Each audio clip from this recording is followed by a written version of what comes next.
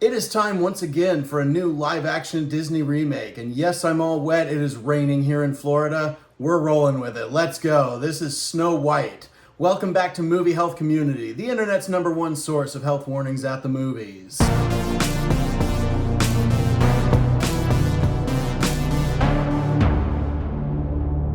I did not even know this going into the movie, but this movie was brought to us from the same director that made The Amazing Spider-Man 1 and 2 and 500 Days of Summer.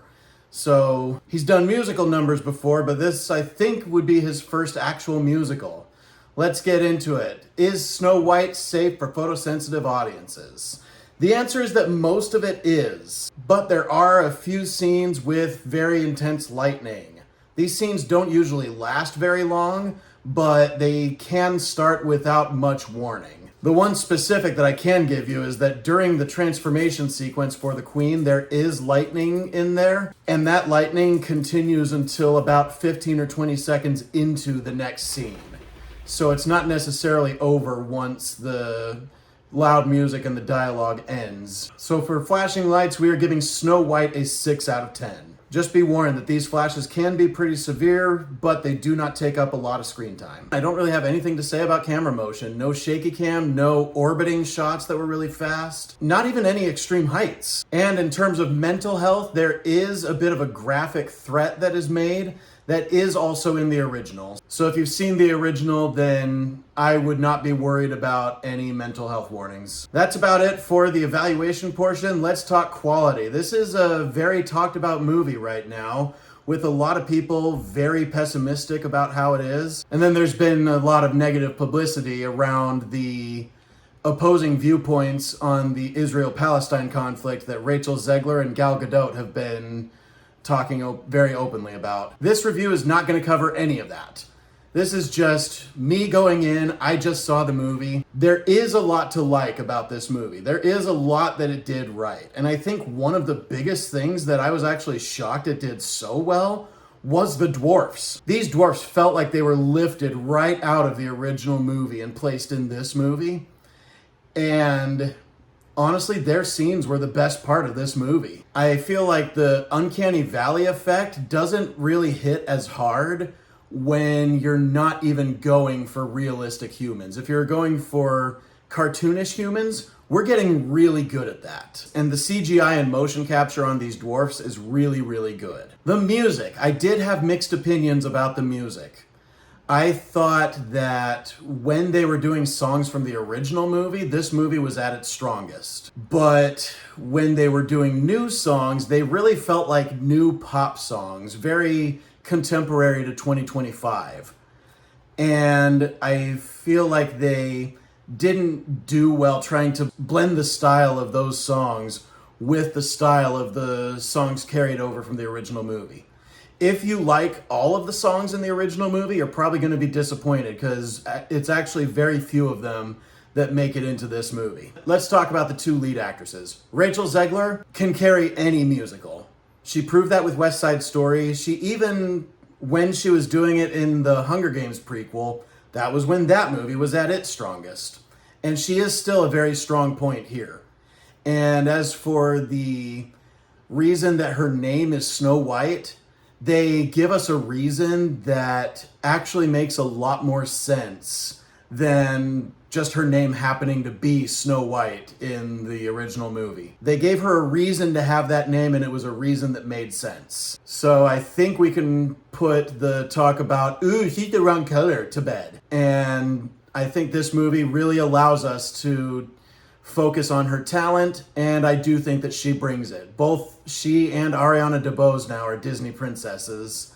What a great launching off point they got with the West Side Story remake. Then Gal Gadot as the evil queen. Was she over the top? Yes, because this is a role that requires you to be over the top. I feel like she could have taken it even further, like gone full 80s, like Power Ranger villain. And I do still feel like she was holding back some of that crazy. But then again, they also explained her motives in a way that made a little bit more rational sense than just, ooh, Snow White is the prettiest one. I can't have that. This is a character that's supposed to be just ridiculous and cartoonish and over the top. This whole movie's supposed to be ridiculous and cartoonish and over the top. And I really feel like they only embraced that in the scenes surrounding the Seven Dwarfs. And in so doing, this movie did the exact things I wish the Lion King remake had done, which was give their CGI characters cartoonish, expressive faces. By making the Lion King remake realistic looking, it took away from the emotional impact we were supposed to feel.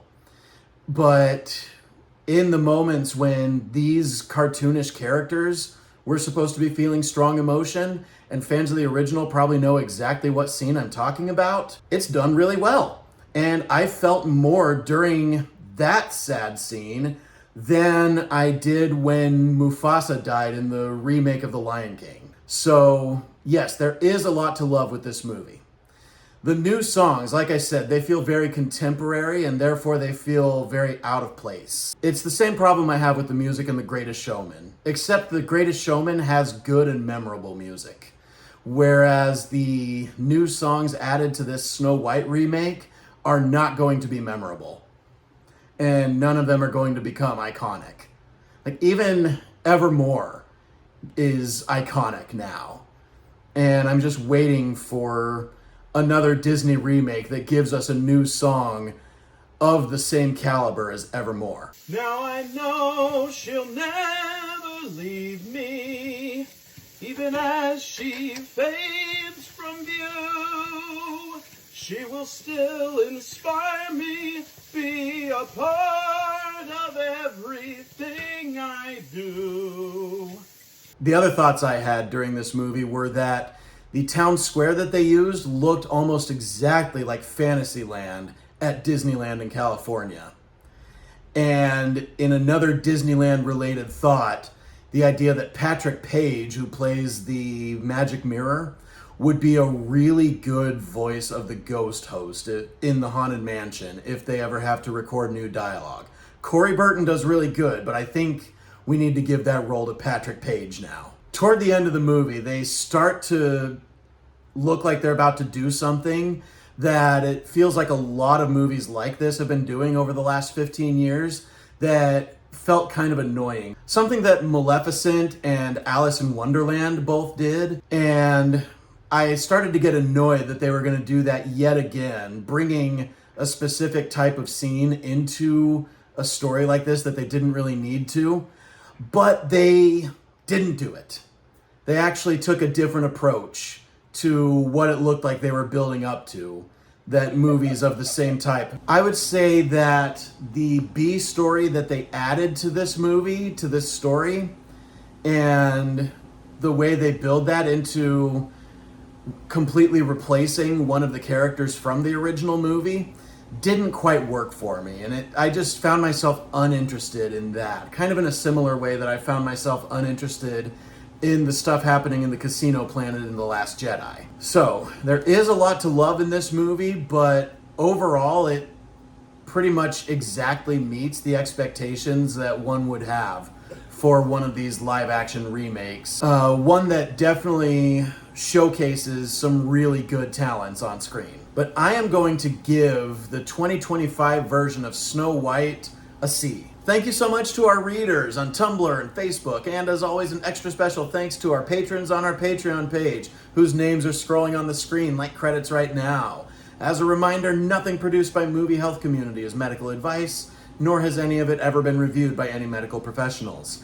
Be sure to leave a like on this video, hit that subscribe button, hit the bell icon if you want to be notified when we post new videos, and leave a comment if you have anything to add to this discourse, especially if you disagree with anything I've said. We love hearing from you. Also, one more thing, we will be posting a text evaluation of The Day the Earth Blew Up, a Looney Tunes movie. That review will be coming to Patreon almost immediately and to Facebook and Tumblr on Tuesday. We have our new evaluator on Discord, Mom Ganna, to thank for that. If you have any interest in becoming an evaluator for Movie Health Community, come join our Discord. There will be a link in the description below. And as always, stay safe at the movies.